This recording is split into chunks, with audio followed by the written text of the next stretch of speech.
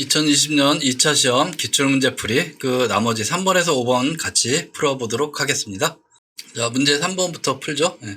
자, 이거는 배점 25점인데 사실 3번, 4번, 5번이 모두 다 배점이 25점이에요. 그래서 아마 이 3, 4, 5, 이 세 개 중에, 세 문제 중에서 아마 두 문제를 여러분들이 선택해서 아마 풀도록 되어 있을 겁니다. 자, 3번 문제 개요를 보니까 제한속도 70km의 도로에서 승용차가 앞서 진행하는 트럭과 같은 속도인 55km로 트럭의 10.5m 뒤에서 따라가고 있다. 이후 승용차가 트럭을 앞지르기 위하여 10.5m 간격을 유지한 채 진입하였다. 이렇게 돼 있어요. 그죠? 자, 그림 형태로 보면 이런 그림이 되네요. 그죠? 예, 여기서 10.5m, 그 다음에 여기서도 10.5m. 자, 이게 추월해서 이렇게 가는 거죠. 그죠? 예. 자, 이게 조건이 어떻게 주어졌는지 한번 볼게요. 예. 조건이 일단은 도로가 평탄하다는 거, 그 다음에 등속 운동하는 거. 트럭은 이 전 과정 등속 운동이다라는 거죠. 예, 그 다음에 승용차는 70km까지 등가속 운동을 하는 거예요. 그죠? 그 다음에 70km 도달 이후에는 등속 운동. 자, 승용차는 앞지르기 할 때 도로의 제한 속도 초과하지 않는다는 거. 70km에서 다 끝난다는 얘기고. 그 다음에 등가속 운동 시 가속도 조건 주어졌죠? 예, 가속도 조건 주어졌고, 승용차 길이 주어졌죠? 트럭이 길이 주어졌고. 자, 요거는 이따 보면 알겠지만, 우리가 총 이동거리 때문에 주어졌다 이렇게 보시면 되고. 자, 질문마다 소수점 셋째 자리에서 반원임하라 이렇게 돼 있어요. 그죠? 자, 질문 보니까 어떻게 보면 이 두 가지가 주어졌네요. 그죠? 네, 두 가지가 주어졌는데, 승용차가 등가속해서 70km까지 도달하는데 소요되는 시간을 구하라고 돼 있고요. 이거는 제가 보기에는 굉장히 좀 쉬운 문제 같아요. 굉장히 좀 단순한 문제, 쉽다라고 볼 수 있고요. 자, 그 다음에 승용차가 A에서 B까지 도달하는데 걸린 시간, 한꺼번에 냈군요. 예, 걸린 시간 10점과 그 다음에 거리 10점, 이렇게 해서 총 20점인데, 요거는 생각보다 조금 단순하지 않다라고도 볼 수 있어요. 그래서 이 배점 20점짜리가 달래 20점은 아닐 수 있겠다 이런 생각이 좀 드네요. 그죠? 예. 그래서 요 문제가 언뜻 보기에는 굉장히 쉬운 것 같으면서도 한편으로는 조금 이렇게 여러분들이 충분하게 연습이 안 돼 있으면 좀 어려울 수 있는 그런 문제다 이렇게 보여지네요. 그죠? 예, 문제는 참 이것도 굉장히 좋습니다. 질문 1 한번 보죠. 예, 승용차가 등가속하여 70km 도달하기까지 소요되는 시간을 구하시오. 이렇게 돼 있어요. 그죠? 자, 이게 등가속하여 70km니까 어떻게 보면 이게 전에 55km로 이동했다고 문제의 어떤 조건에 주어졌었죠. 그죠? 예. 55km로 가다가 70km 등가속하는 거죠. 예. 자, 그렇기 때문에 처음 속도, 낮은 속도가 있다, 속도 변화가 있다, 이렇게 보시면 돼요. 속도 변화가 있고, 그 다음에 우리가 가속도 값이 주어졌잖아요. 그죠? 예, 가속도 값이 이 조건에 주어졌고, 그러면 이 속도 변화가 있고, 가속도가 있고, 그러면 우리가 시간 구하는 건 굉장히 쉽다. 왜 쉽냐면, 결국은 요 식인데, 이게 가속도의 정의식이잖아요. 그죠? 예, 가속도의 정의식이기 때문에, 예, 쉽다, 이렇게 볼 수 있어요. 그죠? 자, 낮은 속도, 처음 속도, 가속도 이렇게 있고, 여기서 시속으로 주어졌는데, 요거를 뭘로? 초속으로 바꿔줘야 된다. 그것만 여러분들이 하나 신경 써주시면 되겠죠. 그죠? 네. 자, 시속을 이 초속으로 바꾸는 건 여기다 3.6을 해주면 되는 거니까 여러분들이 지금 과정에서 이 방송 들으면서 그것까지 이게 3.6으로 나눠야 되나? 이런 거를 생각하시는 분은 없을 거예요. 당연히 여기까지는 어렵지 않게 다 해결된다. 이렇게 보시면 될 것 같고요. 그래서 추월 전의 속도는 15.28m/s고요. 추월 후에는 19.44m/s다. 이런 정도 생각하시면 될 것 같고. 자, 요 식을 통해서 우리가 구하고자 하는 게 뭐다? 이 t 값이다. 그래서 우리가 여기다 대입만 하면 된다. 이렇게 보시면 돼요. 그죠? 자, ta는 자, 요런 관계식 여기다 그냥 대입만 하는 거죠. 예, 대입했더니 몇 초가 나온다? 3.21초가 나온다. 이렇게 보시면 돼요. 그죠?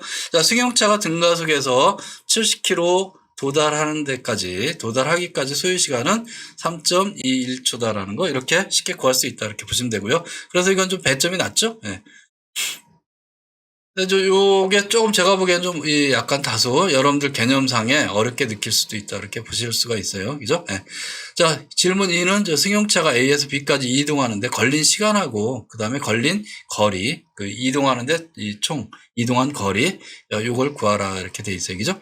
자, 이거는 우리가 왜 어렵게 생각할 수 있냐면 이게 별건 없어요. 사실 키포인트가 뭐였냐면 자, 등가속 구간하고 등속 구간이 두 개가 존재하는데, 그죠? 예, 등가속 구간하고 등속 구간이 존재하는데, 등가속 구간에서의 어떤 시간과 거리, 그 다음에 등속 구간에서의 어떤 시간과 거리. 그러니까 요거는 승용차 기준이죠. 예, 그거를 구분해서 이제 우리가 초기에 설계를 하고 이 수식을 설계하고 구할 수 있느냐. 그게 핵심의 얘기죠. 자, 요 구분 능력이 안 되면 결국은 이제 문제 해결 능력이 안 된다. 이렇게 보시면 돼요. 사실. 뭐 다른 건 없어요.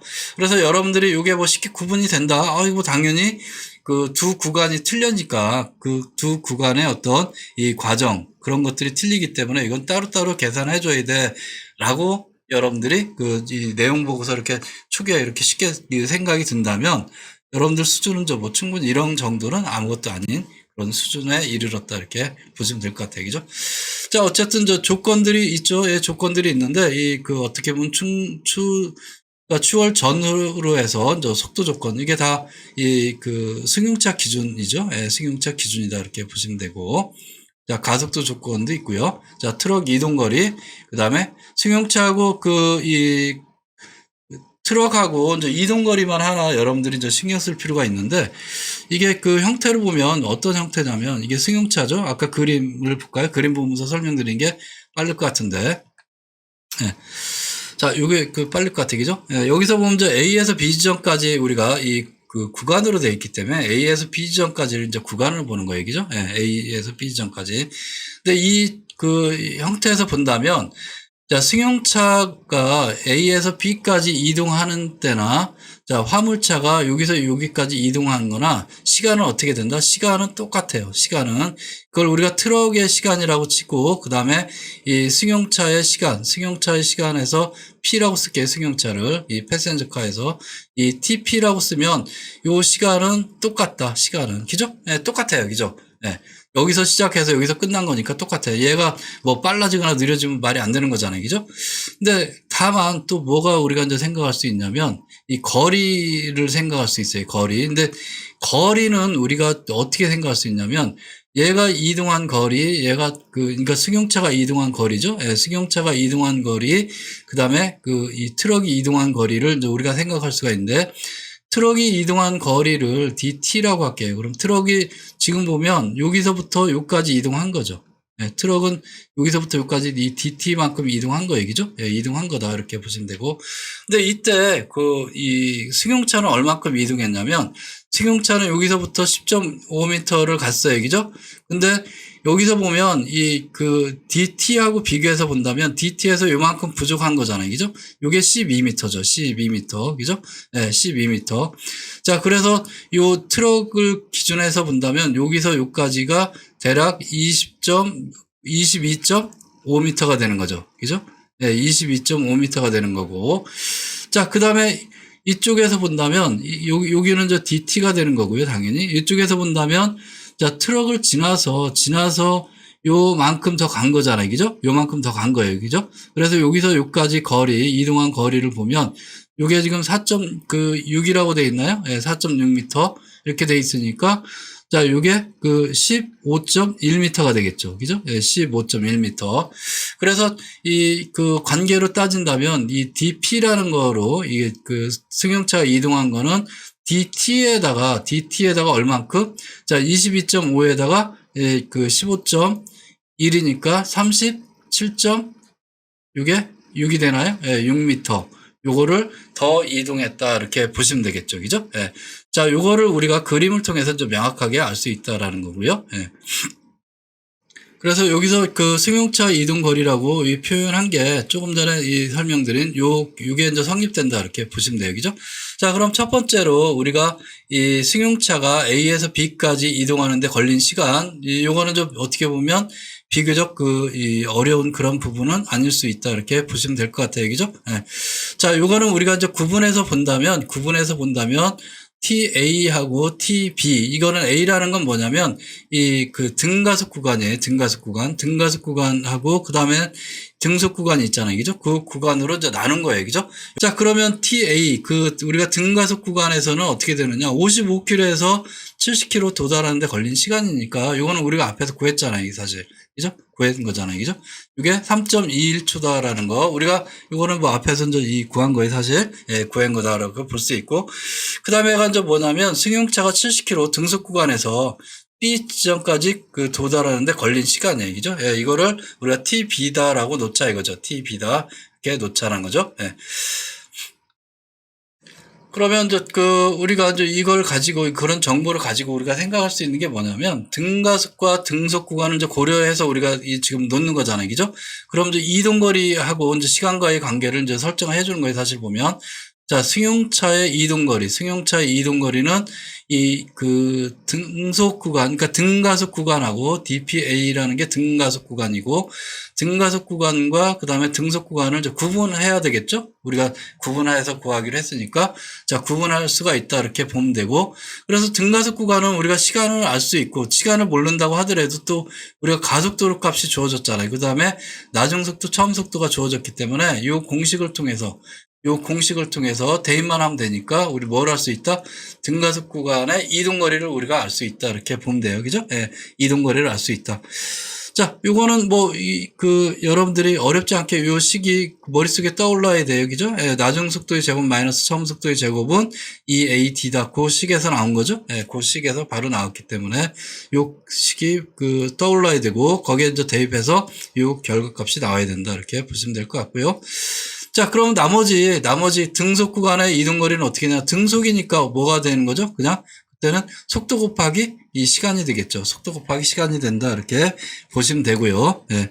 자, 등속이니까 이때 VB는 뭐가 된다? 70km가 되겠죠. 예, 70km에 해당되는 초속이 된다. 이렇게 보시면 돼요. 이건 70km에 해당되는 초속이다. 이렇게 보시면 되고.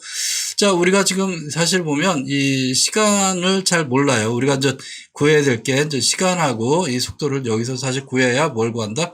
이동 거리를 알 수 있다. 이렇게 보시면 되겠죠. 그죠? 네. 자, 그러면 우리가 요 두 관계에서 DP에 대해서는, 그러니까 승용차의 이동 거리에 대해서는 요식을 하나 만들 수가 있어요. 그죠? 이 요식을 하나 만들 수가 있다. 이렇게 보면 되고. 자, 그럼 마찬가지로 우리가 똑같은 원리로 해서 트럭에 대해서도 한번 우리가 계산해 보자 이거죠. 트럭에 대해서도. 자, 트럭은 일단은 등가속 구간과 등속 구간은 없어요. 그러니까 다 하나만 있죠. 등속 구간만 있어요. 그죠? 예. 자, 두 개가 존재하는 게 아니라 등속 구간만 존재한다. 등가속 구간은 당연히 없다. 이렇게 보면 되고, 등속 운동만 했으니까. 자, 그러면 여기서 우리가 이제 생각할 수 있는 게 뭐가 있냐면, 그러니까 일단은 시간을 이제 나눈 게, 시간에 나눈 의미는 어떤 시간? 이거는 트럭에 의한 시간이 아니라 승용차에 의한 시간이라고 했어요. 승용차에 의한 시간. 그죠? 예.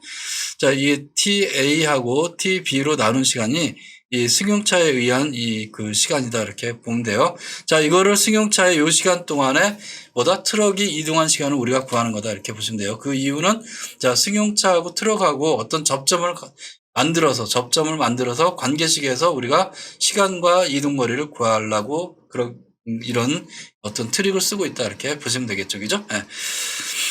자, 그러면 이 트럭의 이동거리라는 건 승용차와 마찬가지로 이런 식으로 두 구간을 구분해서 우리가 할 수 있는데, 두 구분에 대해서는 이때는 어떻게 된다? 우리가 가속 구간이 없기 때문에 등속만 존재하기 때문에 속도 곱하기 시간이다. 이렇게 보시면 돼요. 속도 곱하기 시간. 자, 그렇게 해서 토탈 시간은 이렇게 되는 거고, 이거 세분화 시켰을 때는 이렇게 나눠줄 수가 있다. 이렇게 보시는 거죠. 그죠? 예. 자, 그러면 여기서 우리가 TA는 시간이 계산이 됐잖아요. 그죠? 앞에서 이게 우리가 지금 다 승용차에 나눈 시간으로 계산하니까. 자, 그 다음에 VA 값은 우리가 주어졌잖아요. VA 값은 어떤 속도죠? 우리가 트럭 같은 경우는 55km로 일정하잖아요. 그죠? 55km를 일정해. 55km니까 초속으로 따지면 15.28m/s로 우리가 일정하다라고 보시면 돼요. 그죠? 네, 일정하다. 자, 그러면 이 일정한 상태에서 하나는 시간이 줬고 하나는 안 주어졌어요. 그죠? 그러면 우리가 어쨌든 요 부분에 대해서 주어진 값이라도 계산해 보면 얼마 나오냐면 49.4m가 나온다. 이렇게 보시면 되고요. 그래서 나머지 부분은 우리가 TB에 대해서는 우리가 알 수가 없기 때문에 마찬가지 뭐와 승용차와 마찬가지로 이런 식이 성립되고요. 그래서 그 승용차와 마찬가지로 우리는 DT에 대해서도 뭘 설정할 수 있다. 이런 관계식을 만들어줄 수 있다. 이렇게 보시면 되겠죠. 그죠? 네, 이렇게 만들어줄 수 있다. 그래서 두 식을 이 추월 시간과 등속 시간을 고려해서 두 식을 갖다가 이렇게 놓으면 이런 형태가 돼요. 그죠? 예, 이런 형태. 근데 DP하고 DT 관계가 있었죠? 예, DP하고 DP 관계가 있었다. 이렇게 보시면 되고, 그 관계가 우리 바로 앞에서 구한 거잖아요. 그죠? 위치 관계에서 DP는 DT-37.6 요 관계에 있다. 이렇게 보시면 되겠죠. 그죠? 예. 자, 그러면 우리가 요 식에다가 지금 요거를 갖다가 대입을 하는 거예요. 그죠? DP는 요걸, 그다음에 DT는 요거를 대입하는 거죠. 대입하는 겁니다. 그죠? 대입해서 우리가 정리를 해보면, 이런 관계식이 나온다. 이렇게 보면 되고. 자, 여기서 보면 VA과 VB는 어떤 거? 우리가 이미 다 알고 있는 값이다. 그래서 여기서 미지수는 뭐만 있다? TB 값만 미지수다. TB 값만 미지수다. 이렇게 보면 돼요. 그죠? 네. TB 값만 미지수다. 그러면, TB 값? 우리 지금 모르잖아요. 미지수는 근데 TB 값 하나니까 뭐가? 우린 TB 값을 이미 이제 여기서 구할 수 있다. 이렇게 보시면 되겠죠. 그죠? 네. 여기서 구한다. 이렇게 보시면 되겠죠. 자, 그러면 요 식을 정리해보면, 이거를 이제 여러분들이 직접 대입해도 되는데, 대입하기 전에 이걸 정리해보면, 이런 관계식을 얻을 수 있다. 이렇게 보시면 되고, 그래서 TB 값에 대해서 우리가 계산할 수 있겠죠? 이게 이제 나오니까, 나와서 계산해보면 얼마 나온다? 네, 이런 형태로 계산된다. 7.44, 이 세크가 계산된다. 이렇게 보시면 돼요. 네. 7.44 초가 계산된다. 그래서 승용차가 A에서 B까지 이동하는데 걸린 시간은 TA하고 TB를 더한 거니까 3.21초하고 그 다음에 7.44초 더해주면 결국은 얼마 나온다? 10.65초다. 이렇게 보시면 돼요. 그죠? 10.65초. 그래서 여러분들이 지금 쭉 봤지만 여러분들이 이거 차량 운동학에서 개념 정립만 조금만 돼 있으면 뭐 결코 그렇게 어려운 문제 그런 건 아니다. 이렇게 볼 수 있을 것 같아요. 그죠? 네. 자, 그러면 우리가 구하고자 하는 게 두 번째가 있었죠? 이동 시간을 구했으니까, 그 다음에는 뭘 구하는 거다? 승용차, A에서 B까지 이동 거리는 얼마냐? 이렇게 구하는 거예요. 그죠? 자, 요 이동 거리는 어디서 구할 수 있다? 여기서 구할 수 있다. 이렇게 보시면 돼요. 이동 거리는 여기서 구할 수 있다. 자, DT가 뭐였었죠? DT가 우리가 요 관계식이었죠? VATP, 요 관계식이 성립되는 거예요. 그죠? 자, 트럭의 운동은 등속이고, 이 시간은 10.65초이기 때문에, 여기서 10.65초, 그 다음에 VA는 15.28. 요 계산하면 얼마 나온다? 162.78이 나온다. 이렇게 보시면 돼요. 그죠? 자, 그래서 162.78은 어디에? 여기다 들어가는 값이다. 이렇게 보면 되고, 자, 구하고자 하는 DP 값은 결국은 어떻게 된다? 이렇게 우리가 계산된다. 이렇게 보시면 되겠죠. 그래서 이 계산 결과 값은 총 200.33m이다. 이렇게 보시면 될 것 같아요. 그죠? 원하는 시간과 이동 거리를 사실 구했는데, 요거는 여러분들이 또 어떻게 생각할 수 있냐면, 바로 이제 이렇게 구할 수도 있어요. 그죠? 네, 승용차를 기준해서, 지금 사실 트럭을 기준해서 구했는데, 승용차를 기준해서도 구할 수 있다. 이렇게 보시면 돼요. 그죠? 자, 승용차를 기준해서 등속 구간과 등가속 구간, 이동거리의 어떤 합을, 계산하는 그런 방법을 통해서도 계산해 줄 수 있다. 이렇게 보시면 돼요. 그죠? 자, DP 기준에서 보면, DP가 이렇게 주어지죠? 예, DP 조건이 이렇게 주어지니까, 이게 뭐였었죠? 결국은 이 DA 그 다음에 플러스 이게 DB 구간이잖아요, 그죠? 예, DB 자, 요 형태잖아요, 그죠? 예, 그거를 이 구분해서 지금 뭐 계산해 준다는 뭐 그런 의미니까, 그죠? 예. 자, 그렇게 해서 요거 계산값들 이렇게 앞에서 사실 구한 거고 요거를 구하는 뭐 그런 문제인데 요거는 시간이 주어졌기 때문에 요거에서 바로 계산해서 우리가 나타내주면 200.276에 나온다. 이렇게 보시면 돼요. 그죠? 네, 200.27. 근데 그럼 요 두 개가 왜 계산 결과값이 틀리냐 이렇게 나오는데 이 계산 결과값이 틀린 게 아니라 이거는 우리가 이제 계산할 때 한꺼번에 계산하는 소수점 문제다. 이렇게 보면 돼요. 그죠? 네. 자, 그 차이만 있지 실질은 차이가 없다. 이 원리는 같은 거다. 이렇게 보시면 됩니다. 그래서 승용차가 A 지점에서 A에서 B까지 이동하는데 걸린 시간은 10.65초고 이때 이동 거리는 200.33m다. 이렇게 보시면 될 것 같습니다. 자, 문제 4가 있네요. 그죠? 문제 4가 있는데, 문제 4는 보통 보면 이전에는 이게 문제 5로 해서 간단 물어보는 그런 문제로 했는데, 여기서 이제 문제 4로 해서 배점을 25점 해갖고 5문제를 출제했다. 이렇게 보시면 돼요. 자, 질문 1을 보니까 에너지 보존 법칙 이용해서 차량 속도 구하는 이 공식, 그 다음에 2번 문제 보니까 요마크 발생 시점에서 차량 속도 구하는 공식, 그 다음에 자유낙하 운동에서 추락 시점에 속도 산출을 하는 공식, 그 다음에 내륜차, 이륜차 이야기, 그 다음에 간단하게 여기 가로에 어떤 적정 단어 넣는 거, 이런 정도로 문제가 구성되어 있는 얘기죠. 그래서 여기서 보면 이 세 문제가 뭐다? 산출 공식 유도하는 거다. 이렇게 보시면 돼요. 그래서 여러분들 산출 공식 유도하는 건 여기서 어떤 형태가 나오든 간에 다음에 계속 연속적으로 계속 나올 수 있다. 이렇게 보시면 되고요. 근데 주어진 조건만 조금씩 틀려서 주어지겠죠. 예, 그렇게 보시면 되고, 언제든지 또 나올 수 있다. 이렇게 보시면 될 것 같습니다. 자, 하나하나 좀 볼게요. 질문 1 살펴보죠. 에너지 보존 법칙을 이용하여 스키드마크 발생 시점에서 차량 속도를 구하는 공식 유도하라고 이렇게 돼 있죠. 그죠? 예.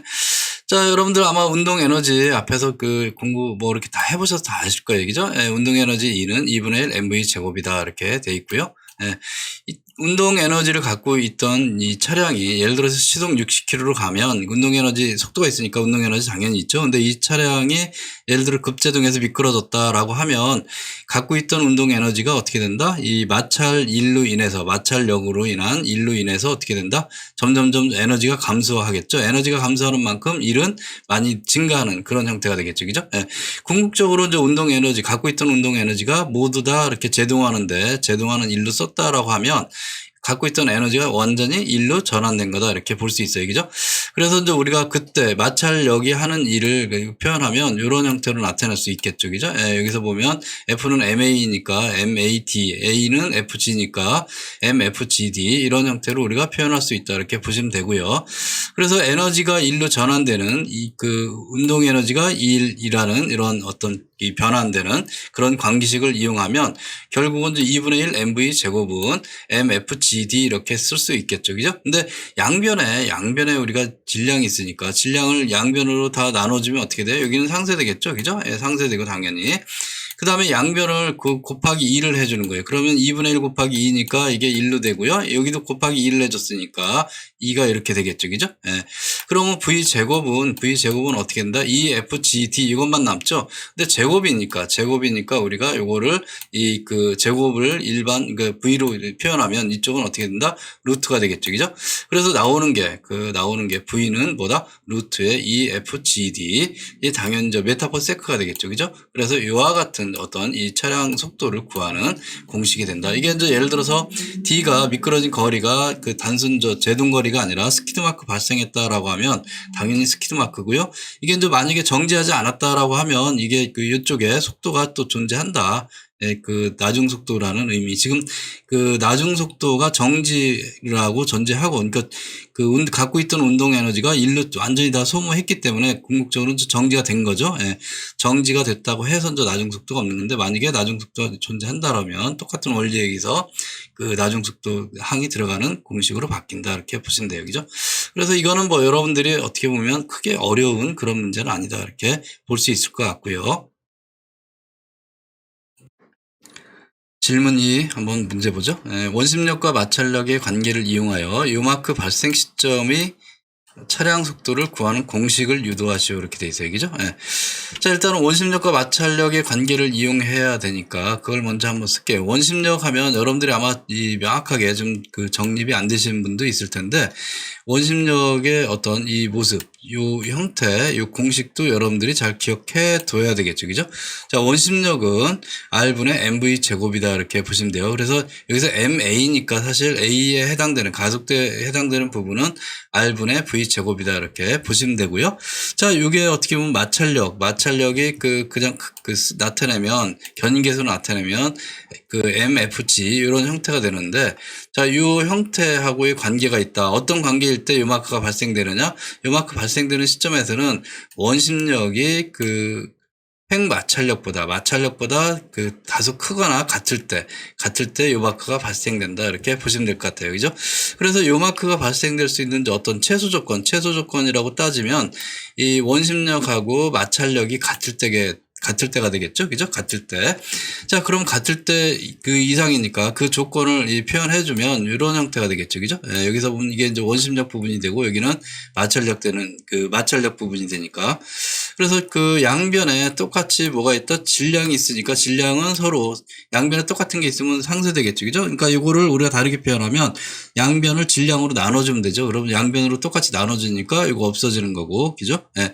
근데 우리가 여기서 이제 구하려고 하는 게 사실 뭐다? 이 V 값이잖아요. 그죠? V 값이니까 여기 보면 곱하기 R을 양변에 해주면 어떻게 돼? 이쪽은 이 R하고 이쪽 RR 없어지는 거죠? 예, 이쪽 RR, R분의 R이 되니까 대신에 여기가 이제 R이 곱해지는 거고요. 그죠? 예. 자, 이런 형태가 될 테고.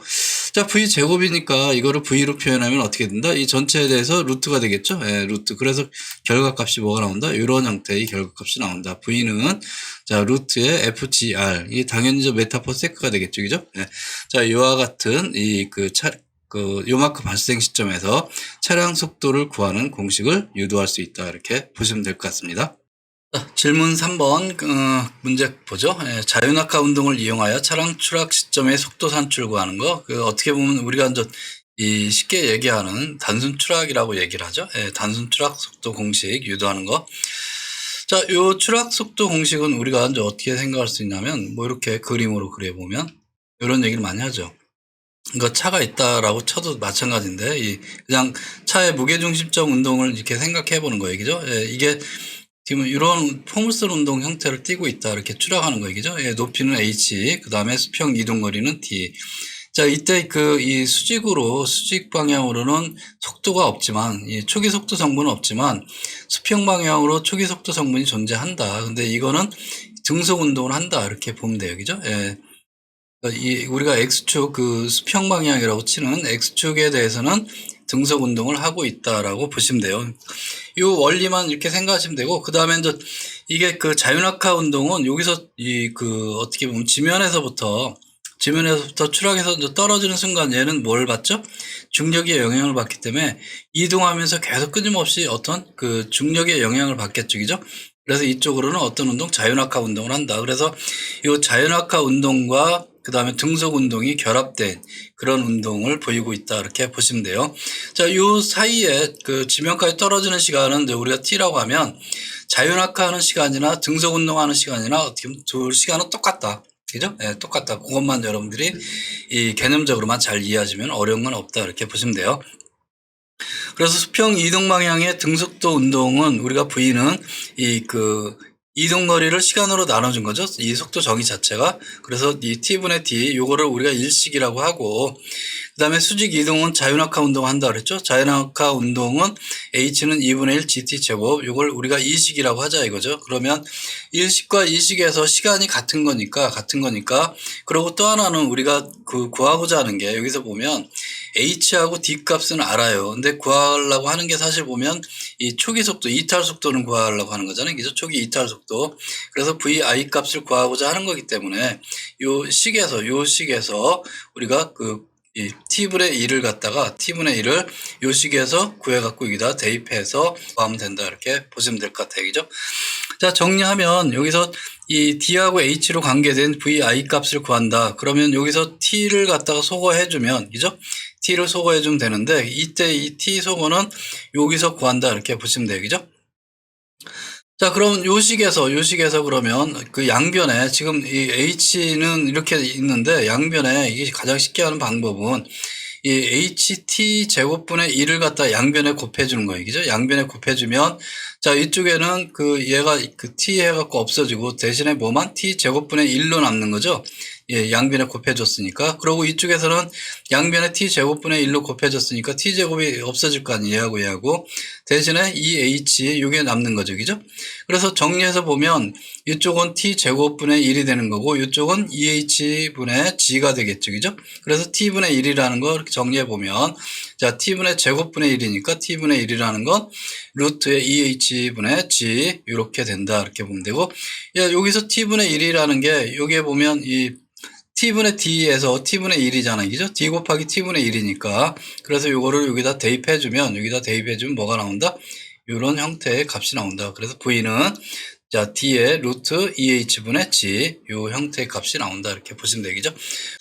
자, 질문 네 번째는 저 내륜차와 외륜차에 대한 거네. 그죠? 예, 그래서 내륜차 정의하고 외륜차 발생되는 사고 형태 한 가지를 서술하시오. 이렇게 돼 있는데. 자, 일단은 제가 이렇게 준비한 건 뭐냐면, 이 내륜차의 정의를 어떻게 했냐면, 자동차가 회전 시에 그 회전 내측면의 그 앞바퀴와 뒷바퀴 회전 반경에 따른 주행 궤적 차이가 발생하는데, 축간거리가 클수록 궤적 차이가 크게 형성되며 당연하겠죠. 그죠? 이 궤적 차이를 우리가 내륜차라고 정의한다. 이렇게 보시면 돼요. 그죠? 자, 이 형태로 이렇게 간단하게 우리가 그림으로 표현하면 뭐 이런 얘기가 되겠죠. 그죠? 예, 그러니까 이렇게 따지면 자, 이렇게 회전을 해놓고 있어요. 그러면 앞바퀴가 있고 이 뒷바퀴가 있는데 이 앞바퀴하고 뒷바퀴를 우리가 축거라고 하잖아요. 그죠? 근데 이게 간격이 크면 클수록 얘가 이렇게 회전할 때 이렇게 돌고 얘는 이렇게 돌겠죠. 그죠? 예, 그래서 이 간격이 커진다. 그거를 우리는 뭐라고 한다? 내륜차다라고 얘기하는 거죠. 내륜차. 그걸 내륜차라고 한다. 이렇게 보시면 되고. 그래서 보통 보면 우리가 트럭이나 이런 거에서 T자 교차로 해서 이 그 90도 돼 있는 예를 들어 T자 교차로 이렇게 본다면 자, 차가 이렇게 보면 차가 이게 그 원만하게 회전하기 위해서는 최대한 멀리 떨어져서 그러니까 이 바짝 붙여서 간다면 멀리 떨어져서 이 안쪽에 들어와서 이렇게 회전하거나 아니면 이거를 갖다가 우리가 조금 이 가깝게 있는 게 아니라 좀 이 간격을 떨어져서 이렇게 회전해줘야 뒷바퀴가 여기 닿지를 않겠죠. 그죠? 예. 근데 이걸 떨어뜨려 놓으면 요 사이에 이륜차나 뭐 이 사람이나 자전거 이런 것들이 들어가잖아. 이 사람들은 이 원리를 잘 이해 못하면 간격이 떨어졌네 그 생각만 하는 거잖아요. 그죠? 그 상태에서 우회전하게 되면 여기에 있는 사람은 어디에 뒷바퀴에 끼게 된다라는 거고 만약에 이게 바짝 붙여서 도로교통법대로 바짝 붙여서 회전한다라고 하면 이게 충분하게 앞에까지 충분하게 뒷바퀴 회전을 고려해서 충분하게 나가지 않고 중앙선 있으니까 사실 보면 나가지도 못해요. 그러면 여기서 이게 틀어버리면 어떻게 된다? 뒷바퀴는 이게 곡각 지점에서 걸린다. 근데 이게 이 곡각 형태가 가까울수록 어떻게 된다? 사람이나 서 있다 그러면 이 사람이나 이런 것을 충격할 수 있다. 그런 유형의 사고들이 발생된다. 그런 얘기를 할 수 있어요. 그죠? 예. 요거는 뭐 어떻게 보면 딱히 뭐가 정답이다 그런 게 아니라 여러분들이 생각할 수 있는 내용들을 써 주시면 된다. 이렇게 보시면 될 것 같고요. 자, 마지막으로 질문 다섯 번째가 있죠. 아래는 일반적인 승용차의 최소 회전 반경에 대한 내용이다. 기억과 니은에 알맞는 내용. 여기서 나왔는데 최소 회전 반경이란 최대 조향각으로 저속 회전할 때 바깥쪽 앞바퀴 접지면의 중심선이 그리는 궤적의 반경이다. 이건 뭐 어떻게 보면 내용이 명확하게 나와 있는 거니까 그 생각만 해주면 될 것 같고요. 근데 이렇게 명확하게 외워야 된다는 게 좀 부담스럽긴 해요, 사실. 이렇게 뭐 명확하게 이걸 외워야 된다는 게 좀 부담스럽긴 한데, 바깥쪽 앞바퀴에 접지면, 그것만 여러분들이 생각하시면 되고, 자, 최소 회전 반경을 구하는 공식은 이렇게 된다. 여기서 알파가 뭐냐라고 하면, 알파, 그 다음에 요거는 왼측 차로의 최대 조향각이고, 그 다음에 D는 이 킹핀과 타이어 중심 간의 거리다 이렇게 보면 되고 그러면 L이라는 건 뭐냐? L이라는 건 축거다. 축거. 이렇게 이해를 하시면 될 것 같아요. 그죠? 네. 자, 문제 5번으로 넘어갈게요. 보통 문제 5번이 일반적으로 보면 문제 4번 위치에 많이 있는 그런 문제인데 자, 개요를 보니까 오토바이가 충도로 노면에서 전도된 상태로 8m를 미끄러지는 정지하였고요. 그 다음에 전도된 상태로 미끄러지면 오토바이를 개수를 알아보기 위해 사고 현장에서 이 매달림 저울, 장력 저울로 오토바이를 잡아당기는 실험을 실시했대요. 이렇게. 근데 여기서 보면 6.7도로 끌었다는 얘기죠. 그죠? 그러면 요게 어떻게 보면 힘 작용이 사실 이렇게 된 거예요. 이렇게 된 거고, 얘가 끌려오는데 힘은 요 힘이 필요한 거잖아요. 요 힘. 이걸 우리가 X라고 하면 요 힘이 끌려오는 거고, 실제 이동은 자, 이 변이라고 우리가 얘기하는 이 변이 형태는 요 형태로 이동하고 있다. 그래서 여기서 이제 우리가 1이라고 할 때, 나중에 할 때는 요 두 개의 곱이다라고 보면 돼요. 이너 프로덕트 해갖고 이 두 개의 곱이다. 이렇게 보시면 돼요. 그죠? 근데 요하고 얘하고 그 관계를 이렇게 본다면 우리가 여기서 보면 이 관계를 코사인 세타 형태로 돼 있죠. 그죠? 네, 코사인 세타. 이 f 코사인 값이 결국은 요 fx다. 이렇게 보시면 되겠죠. 그죠? 네, 이런 관계 있다. 일단은. 자, 그런 거를 아느냐 모르느냐 제가 보기에는 뭐 그런 설정을 해둔 거다. 이렇게 보시면 될 것 같습니다. 자, 조건은 뭐 조금 아까 봤듯이 6.7도 각이 형성되어 있다는 거고, 오토바이 질량이 주어졌는데, 오토바이 질량이 145kg 주어졌고요. 예, 그 다음에 이 힘이 나왔죠. 요거는 뉴턴은 힘이에요. 힘이 1078 뉴턴 측정되었다는 거고, 무게중심 높이 0.5m, 중력 가속도 9.8m/s 당연한 거고요. 자, 그 다음에 뭐 나머지는 일반적인 뭐 그런 거고, 넘어질 때 전도되는 현상을 무게중심을 우리가 기준한다면 자연학화 운동이다. 이렇게 보시면 되고요. 자, 소수점 세치짜리에서 반올림하는 거. 자, 그렇게 해서 우리가 이 질문이 총 4개가 있는데, 일과 운동 에너지 관계식을 이용해서 견인계수 구하는 거. 우리 앞에서도 뭐 비슷한 거 했었죠? 예. 그 다음에 여기서 그 견인계수를 구했으면 이 오토바이 그 견인계수 구하는 거. 그죠? 예.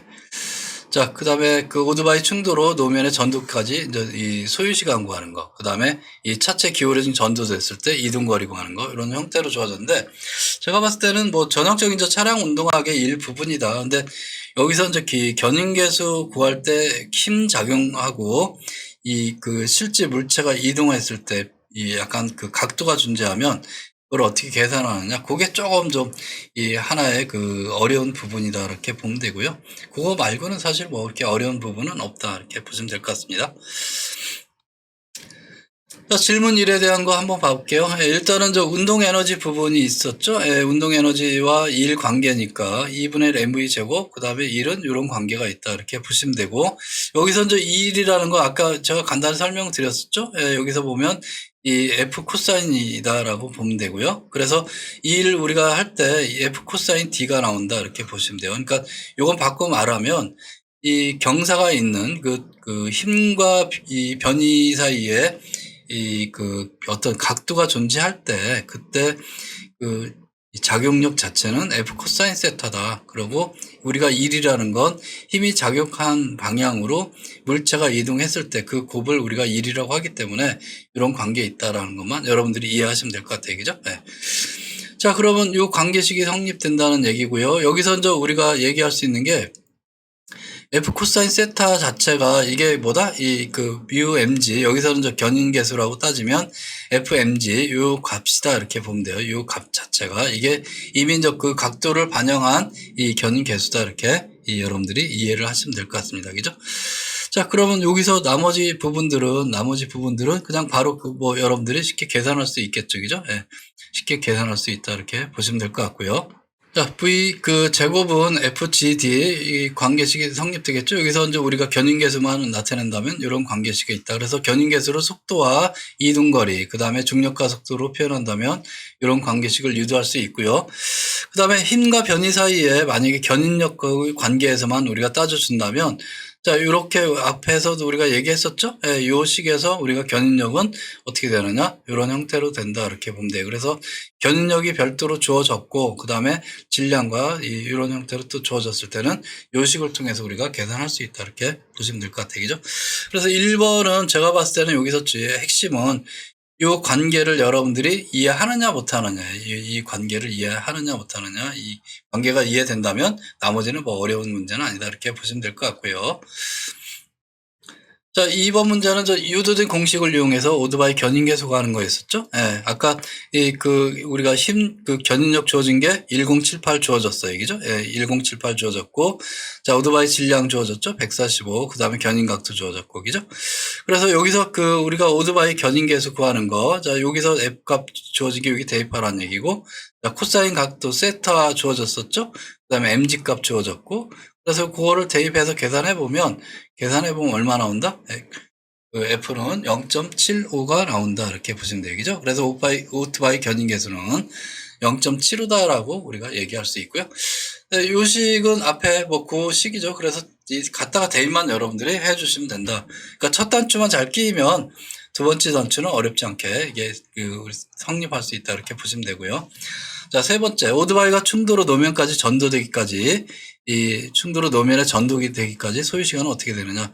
자, 노면에 전도되는 거 어떻게 보면 뭐라 그랬죠? 이거는 우리가 이 현상을 우리가 자유낙하 이 현상, 무게중심은 자유낙하 운동과 똑같다 그랬어요. 그죠? 그러면 결국은 이 소요 시간이라는 게 이 그 자유낙하 이 운동 시기 있죠? 거기서 이제 우리가 이 나머지 것들은 다 구하고 t 값을 모르니까 t 값을 구할 수 있다. 이렇게 보시면 될 것 같아요. 그죠? 자, 무게중심 높이 주어졌고요. 이 자유낙하 운동이라는 거 우리가 이거 사실 안 주어지더라도 그렇게 계산해야 되는데 이제 주어졌기 때문에 정보가 이 형태가 있다라는 거고요. 자유낙하 운동식 있었죠? 예, 요 식에서 우리가 구하고자 하는 게 뭐다? t 값이다 이렇게 보시면 되고, 그래서 h는 2분의 1 gt 제곱인데 자유낙하 운동식에서 자 t로 우리가 계산해 보면 이 t로 양변을 일단은 이 나눠주기 전에 t 제곱은 그대로 두고 자 양변에 뭘 곱해준다? g분의 2를 곱해준다 이렇게 보시면 돼요. 2분의 g. 그러면 여기는 어떻게 돼요? 여기에서 약분돼 갖고 1인 거고, 그래서 g분의 2h가 되겠죠. 그죠? 네. 그래서 t는 해서 여기 나온 게 이 제곱이니까, 제곱이 그런 거니까 t는 해서 나온 게 루트 이렇게 돼서 결국은 t는 g분의 2h 루트에 요 값이 된다. 그럼 여기다 대입만 하면 되겠죠. 대입만 하니까 어떻게 돼요? 2 곱하기 0.5 요거를 9.8로 나눠준 거니까 루트 안에서 나눠준 거죠. 그래서 0.32초가 된다 이렇게 보면 돼요. 그죠? 자, 오토바이가 노면에 전도되기까지 시간은 0.32초다 이렇게 보시면 될 것 같고요.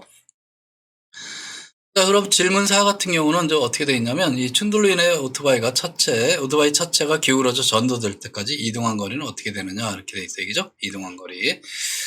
자, 여기서 우리가 이제 알 수 있는 게 뭐냐면 이 전도 시 무게중심은 자유낙하하는 동안 진행 방향으로 어떤 운동?